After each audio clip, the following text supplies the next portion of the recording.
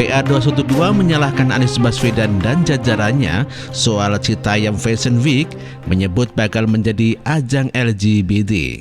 Waksekjen PA 212 Novel Bamomin akhirnya ikut menyalahkan Pemprov DKI atas gelaran fenomena Citayam Fashion Week atau CFW di kawasan Dukuh Atas Jakarta Pusat. Gelaran CFW itu sejatinya sudah tak bisa dibiarkan lagi. Pasalnya gelaran CFW itu sudah menjadi ajang aksi komunitas LGBT, demikian katanya. CFW harus ditertibkan oleh Pemprov DKI Jakarta karena semakin membawa dampak yang buruk bagi ketertiban dan moral warga Jakarta.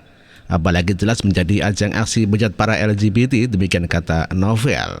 CFW yang digagas sekumpulan anak muda dari Sudirman, Citayam, Bojonggede, Depok itu juga dinilai sudah keluar dari fungsinya. CFW itu sudah tidak berjalan sebagaimana mestinya, demikian kata Novel. Novel juga menduga fenomena CFW itu diduga menjadi tempat tumbuh berkembangnya bibit-bibit LGBT. Bahkan kata dia, ajang CFW itu sudah menjadi tempat kemaksiatan dan perengkaderan daripada LGBT. Dari situ bisa timbul bibit-bibit LGBT baru yang terkader dengan sendirinya dan kemaksiatan lainnya. Dan memang jadi jauh dari Pancasila dan budaya ketimuran Indonesia, kata Novel. Sebelumnya pihak kepolisian menutup sementara lokasi daripada Citayam Fashion Week di kawasan stasiun MRT Dukuh. Adapun penutupan gelaran CFW tersebut mengakibatkan kemacetan di Jalan Jenderal Sudirman.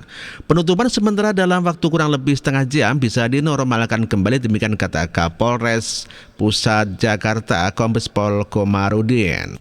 Sementara Gubernur DKI Jakarta Anies Baswedan secara tegas menyatakan tidak melarang aksi kreatif para remaja di Dukuh Atas yang menggelar daripada Citayam Fashion Week. Citayam Fashion Week adalah sebuah kreasi yang tercipta di Dukuh Atas yang bermula dari para remaja yang terkumpul di sana. Mereka diketahui banyak yang berasal dari Citayam, Bojonggede, dan Depok. Karena berkumpulnya di Jalan Sudirman, jadilah mereka disebut SCBD-nya Sudirman. Menurut Anies, selama belum ada regulasi atau aturan yang tertulis, maka Citayam Fashion Week tetap bisa diselenggarakan. Selama belum ada surat, maka tidak ada larangan, demikian kata Anies. Anies mengingatkan kebijakan pemerintah tidak didasarkan atas komentar di media, namun ditetapkan melalui keputusan yang resmi. Jadi tidak bisa negara itu tidak mengatur lewat doorstep, negara itu tidak diatur lewat komentar, negara diatur lewat regulasi. Selama tidak ada regulasinya, maka tidak ada larangan, demikian kata Anies. Mantan Menteri Pendidikan dan Kebudayaan itu tidak menjawab pertanyaan wartawan bahwa Citayam Fashion Week itu membahayakan para anak-anak muda yang menjadi pesertanya karena diadakan di penyeberangan jalan. Untuk diketahui, aksi Citayam Fashion Week itu diadakan di penyeberangan jalan, tepatnya di Jalan Tanjung Karang atau di jalur menuju stasiun BNI City dan terowongan Kendal di Dukuh Atas. Pernyataan Anies itu juga secara tidak langsung menyinggung sikap bawahannya, Wakil Wali Kota Jakarta Pusat Irwandi, yang menyebut Citayam Fashion Week melanggar aturan karena dilaksanakan di penyeberangan jalan. Sesuai dengan fungsi trotoar untuk jalan, jangan bikin acara catwalk di zebra cross. Mohon bantu pengguna jalan lainnya, itu kan bukan mereka saja yang pakai, ada pengguna jalan lain yang terganggu, demikian kata Irwandi. Ia meminta para remaja yang kumpul di kawasan itu untuk memahami aturan protokol kesehatan seperti tidak berkerumun, apalagi tertidur sampai pagi di area pejalan kaki. Larangan yang sama disampaikan oleh Kapolres Jakarta Pusat Kombes Pol Komarudin yang menyatakan kegiatan Citayam Fashion Week di Dukuh Atas tak memiliki izin. Di lokasi tempat anak-anak itu digelar, kegiatan memang tidak ada izinnya, demikian kata Komarudin. Demikian kabar hari ini, terima kasih.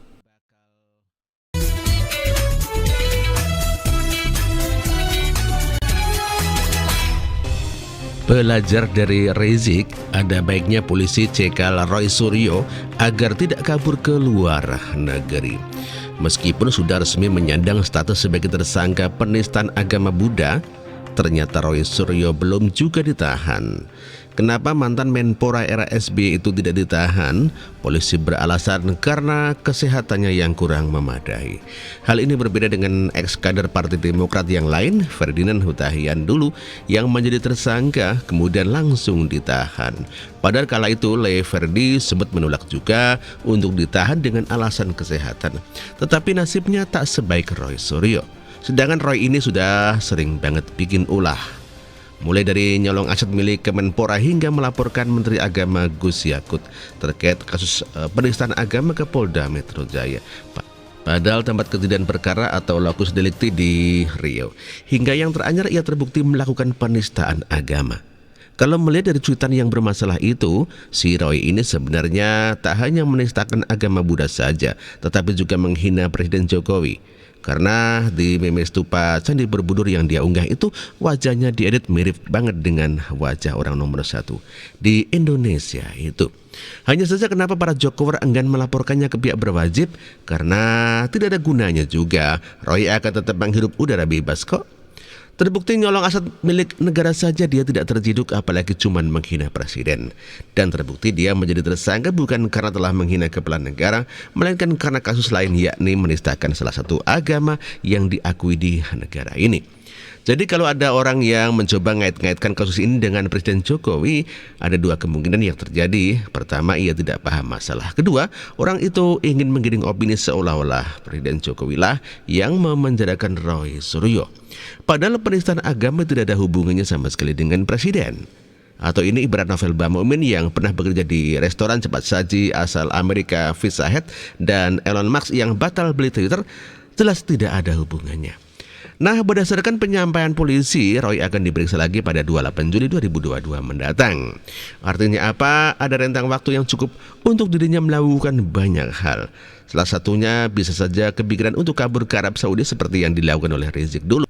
Tentu masih segar di ingatan kita bagaimana Rizik lari dari tanggung jawabnya kala itu. Ia awalnya tersandung kasus chat asusila bersama Firza Hussein.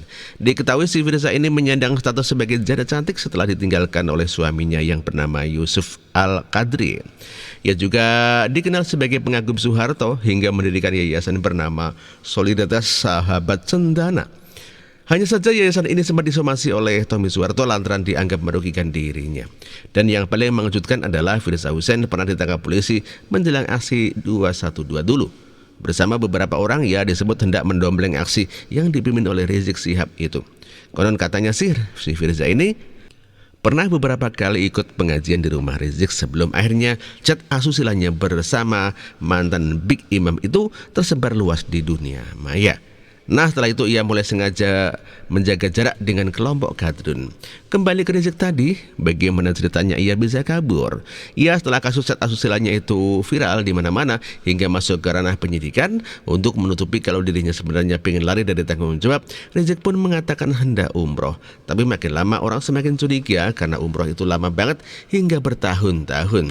Padahal umroh biasanya berlangsung 9-14 hari, nggak sampai sebulan. Kalau sampai 2 tahun lebih itu mah bukan umroh. Tapi Bang Toyib yang beberapa kali puasa, beberapa kali lebaran tidak pulang-pulang. Bayangkan saja Rizik sampai overstay dan masa berlaku visanya habis saking lamanya dia umroh. Hal ini juga yang membuat orang berkesimpulan bahwa dia sebenarnya kabur lantaran takut diperiksa polisi alias takut menghadapi masalah hukum yang menjeratnya. Coba kalau dulu dilakukan pencekalan, tentu Bibit tidak akan bisa melarikan diri berkedok umroh. Dari sini kita dapat petik pelajaran bahwa karakter asli seseorang itu tidak hanya terlihat ketika dia diberi kekuasaan saja, seperti yang pernah dikatakan Abraham Lincoln, tetapi juga berhadapan dengan hukum, orang juga akan menunjukkan tabiat aslinya. Seperti Rizik ini yang kalau ceramah berapi-api, doyan menghujat orang dan merasa pemegang kunci surga. Tetapi ketika tersandung kasus ternyata pengecut juga. Apalagi Roy yang sebelum berurusan dengan hukum saja sudah menunjukkan tabiat yang buruk. Jadi sebelum segala sesuatu yang tidak diinginkan terjadi, ada baiknya polisi mencekal Roy Suryo ini agar tidak sampai kabur ke luar negeri. Demikian artikel ini ditulis oleh Ferry Padilita. Terima kasih.